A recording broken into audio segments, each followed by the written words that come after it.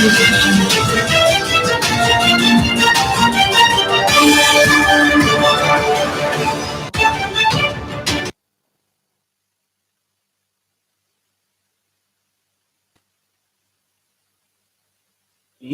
security situations in the country. Federal government partners Microsoft on job creation. Plus, early morning accidents claim 6 lives in Ogun State. Good evening and thank you for joining us on the news at 7, coming to you from Channel 12 Abeokuta. I am Yemi Dalimu. The resumed meeting of the National Security Council has ended at the presidential villa. A crucial meeting was summoned by President Muhammadu Buhari to find lasting solutions to the persistent challenges of security in parts of the country. State House correspondent Adamu Sambu reports.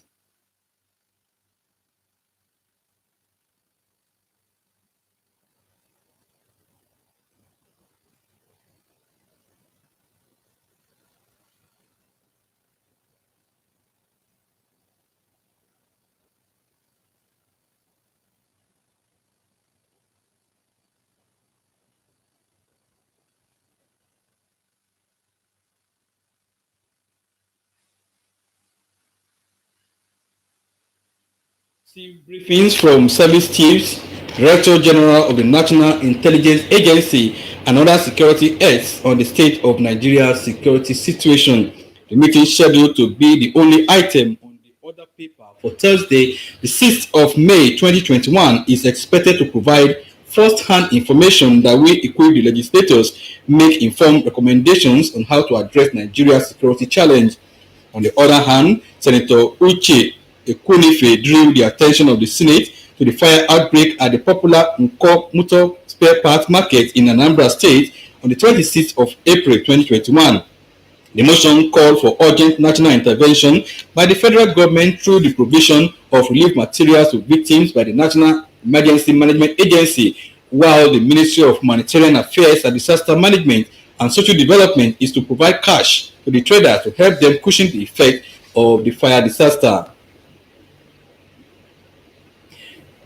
In the meantime, the federal government is partnering with Microsoft to accelerate Nigeria's advance towards a more digital economy in line with the Economic Sustainability Plan.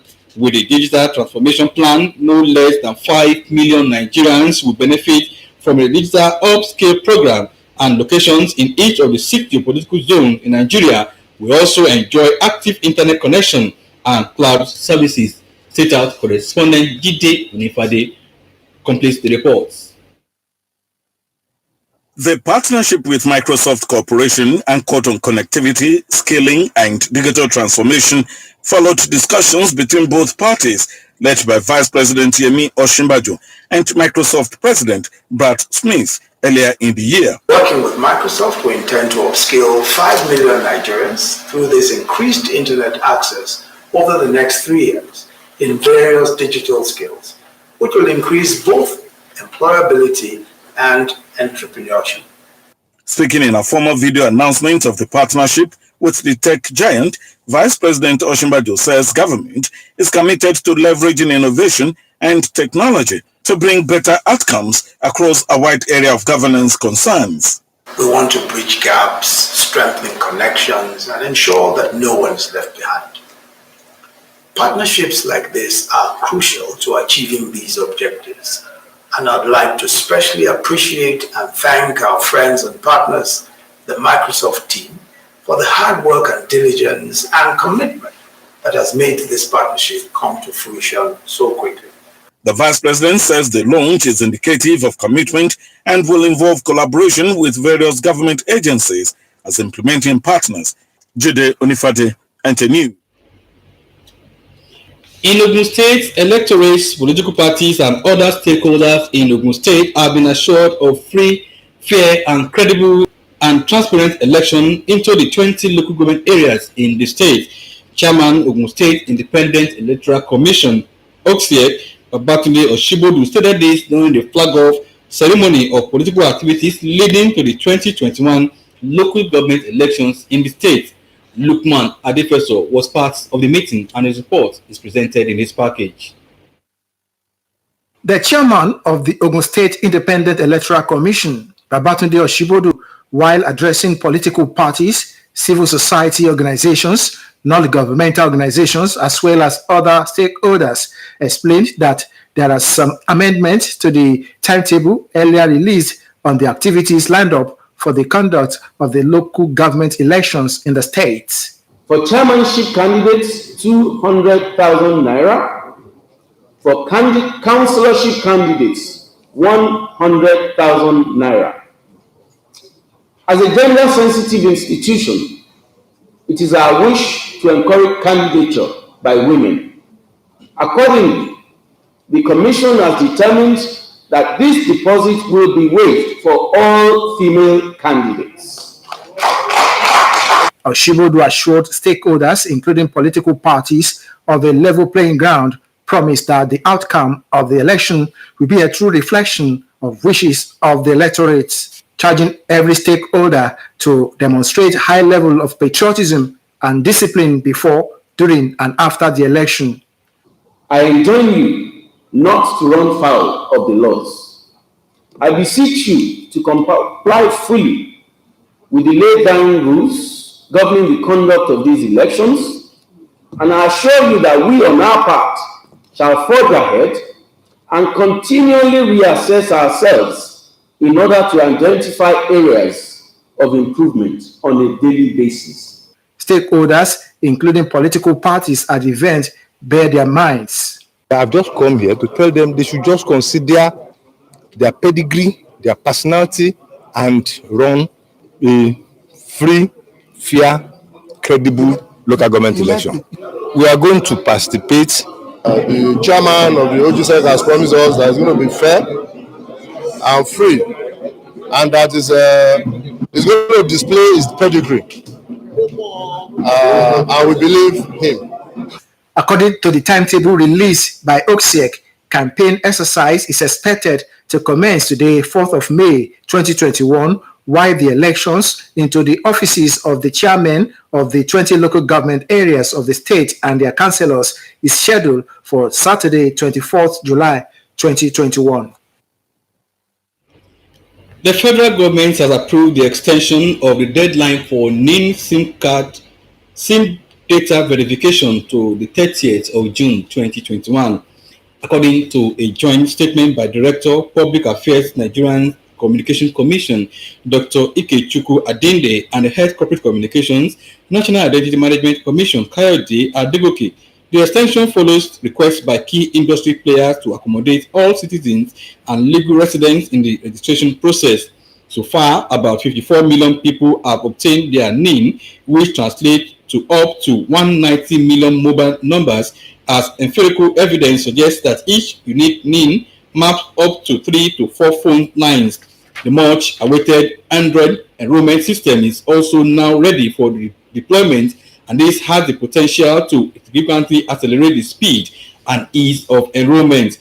Furthermore, the telecoms providers and other enrollment agents have also opened several centers across the country to make it easier for eligible citizens and residents to obtain and link their names.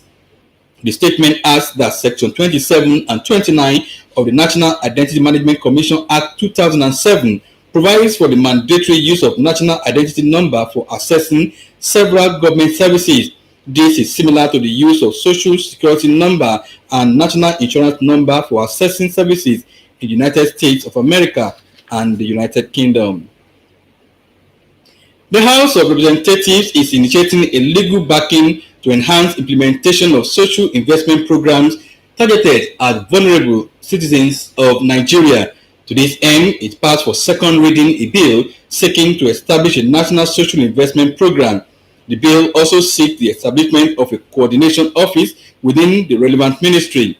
The bill is sponsored by House Speaker Femi Gbajabiamila, Deputy Speaker Ahmed Idris Wase, and 10 others. It made provisions for the creation of a trust fund to alleviate poverty, assist the vulnerable, and empower the poor. The targeted groups include the aged, students, unemployed, and infirm. Promoting self-reliance with dignity is the total sum of the Gallant Women Ability Foundation as the founder and president, Nta Abeokuta, visit the chairman and CEO, Nigerians in Diaspora Commission, Honorable Abike Dabiri-Erewa in Abuja. The chairman of the Nigerian Diaspora Commission commended the initiative. Olaide, who is a retail banker in the United Kingdom, said, drawing from her experience of a car accident in Nigeria in 1998 and flown to the United Kingdom for treatment, inspired her to form the Gallant Women Ability Foundation, a non-governmental organization saddled with the responsibility of caring for the physically challenged, women and children, and promoting independent living and self-reliance. Nta Abeokuta maintains that there is near absence of infrastructure facilities in place in Nigeria for the physically challenged, hence her passion to launch the Gallant Women Ability Foundation later in the month, and hope to work with the NIDCOM and other stakeholders in attaining a state of equity and rights of women and children with disabilities. What the book also discusses about diversity, inclusion, and belonging. Diversity is essentially who we are as the unique person who is physically challenged, and inclusion is where the government has to come in, where all the structures has to be put in place, where the policies and legislations to support these things, whereby we have easy access to banks, the roads, the curbs, the buses, at least if not any, one bus should be accessible. The NIDCOM boss, Honorable Abike Dabiri-Erewa, was pleased with the initiative and commended her effort in giving back to the society as a good diaspora ambassador. Honorable Dabiri-Erewa stressed the need for others to emulate Olaide and promised to liaise with other government agencies, particularly the National Commission for Persons with Disabilities and the Ministry of Women Affairs, to promote the good cause. We as NIDCOM will bridge between the NGO and the relevant commission and ministry so that everybody can join hands to ensure that, as you said, that major aim of ensuring independent living of a person with physical disability is achieved in Nigeria. I mean, a lot of people spend money on parties and all those things. If you decide to support your charity with maybe just having one person, one physically challenged, have this infrastructure that will make their lives a bit better. I think it goes a long way. GWAF was founded in 2018 mainly to promote, protect, and ensure the full and equal enjoyment of all human rights and fundamental freedoms by all women with disability, less privileged children, and the elderly.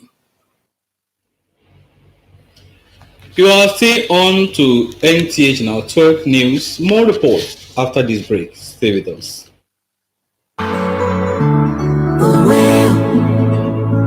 When you come into the Glow Cafe, you're in for a world of treats. Not only can you monitor all your voice and data usage with ease, buy, share, borrow, and gift data and airtime in the smoothest ways, pay for any services of your choice using your airtime or your bank card, and manage or change your tariff plan to any plan you prefer seamlessly. You can also add friends, get sweet rewards, and so much more. Oh, and don't forget, if you ever need to recharge outside the Glow Cafe app, just dial star 805 hash to purchase airtime or data through your bank. So, step into your Glow Cafe today. Just dial star 777 hash or download the Glow Cafe app today. Thanks for being there. The Federal Road Safety Rescue Team in Ogbere Zebra Post Military Surveillance has rescued victims of a road traffic crash around Ajede before RCC Yard at Jebode Expressway. In a statement by the Public Education Office, FRSC Ogun State Command Superintendent Route Commander Florence Okwe indicated that the crash occurred early this morning. The total number of persons involved, according to the release, were 39, which comprises of 25 male adults and 14 female adults. 6 persons were recorded dead, 5 male adults and 1 female adult, and the dead bodies were deposited at the Jebode General Hospital mortuary. Release indicated further that 4 persons were injured, 2 male and 2 female adults, and were taken to the same hospital for medical attention. A total of 3 vehicles were involved in the accident. The suspected cause of the multiple crash was excessive speed and wrongful overtaking on the part of the luxury bus driver, which led to loss of control, and immediately the driver ran away because all the occupants of the Sienna vehicle lost their lives. The FIS commander, Ogun State Command, Corps Commander Ahmed Umar, described the crash as an avoidable act and advised motorists to avoid excessive speed and dangerous driving and also obey traffic rules and regulations. The sector commander, Ogun State Command, Corps Commander Ahmed Umar, while commiserating with the families of the victims of the crash, enjoined them to contact FRC Command in Ogbere for details of the crash and reclaim the properties of the victims recovered from the scene of the accident.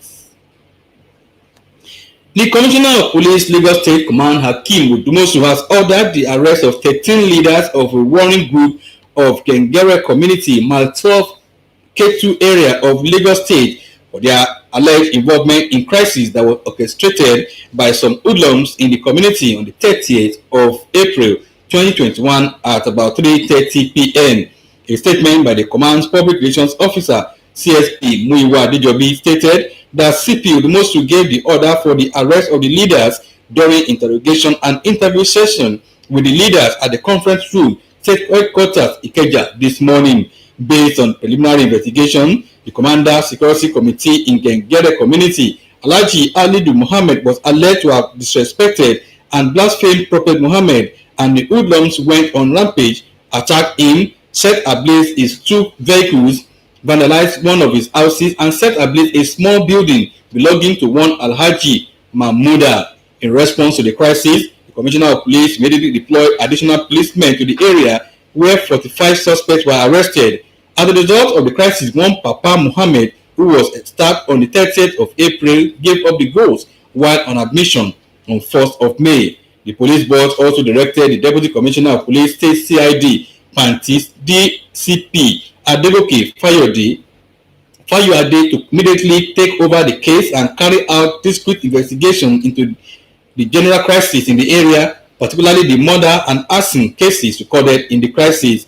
CP Odumosu, however, warned the general public that the command will not tolerate any act of religious intolerance and lawlessness in any part of the state, as any individual or group of persons caught in the act or behave in such a manner that can trigger religious intolerance and lawlessness will be made to face the full wrath of the law.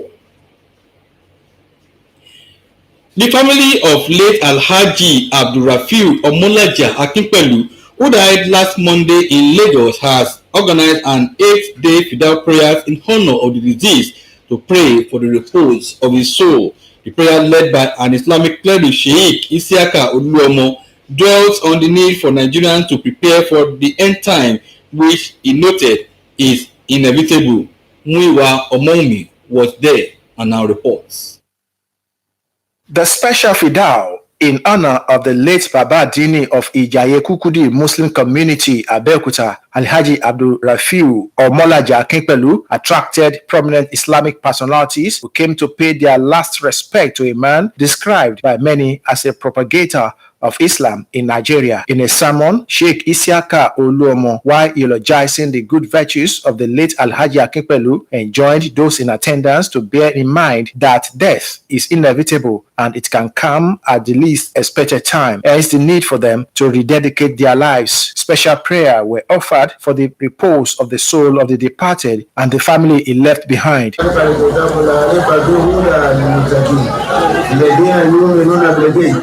ويقيمون الصلاة ومما رزقناهم ينفقون.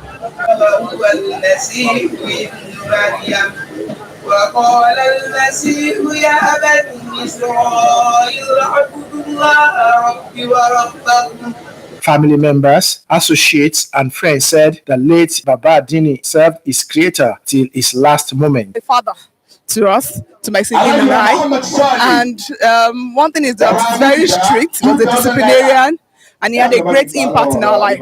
Baba loved children, and most of us emulate Baba through prayer, because Sufi believe in prayer, and that's why you see a lot of people coming here to pay last respect to Baba. He doesn't care about anybody's background, whether you are a Christian, whether you are a Muslim.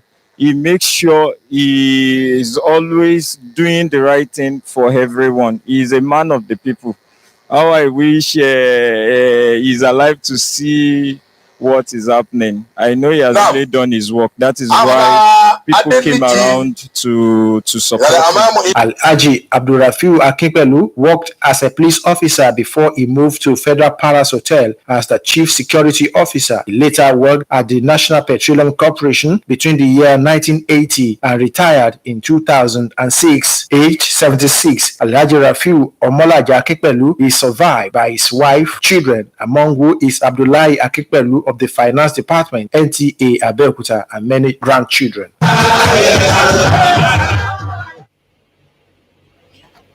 Similarly, the final burial of elder sister Janet Oluremi Ajoke Onoda ní Shobayo, who died last month at the age of 87, will commence on Thursday, the 6th of May, with a Christian wake-keep at her residence, number 2, Oniyo, Arokoje area of Bantuku, Abeokuta, from 4 p.m. A statement signed by one of the deceased children and chief accountant, Nta Abeokuta Kehinde Onoda. Funeral service will follow on Friday, May 7th at Christ Gospel Witness Church, 13 to 14 Church Street, Itori, Abeokuta, at 11 in the morning. Interment will thereafter follow at the church cemetery of Pako Adigbe, here also in Abeokuta.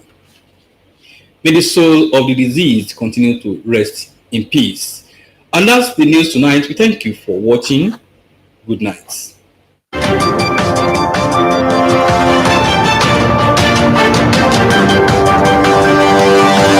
Thank you.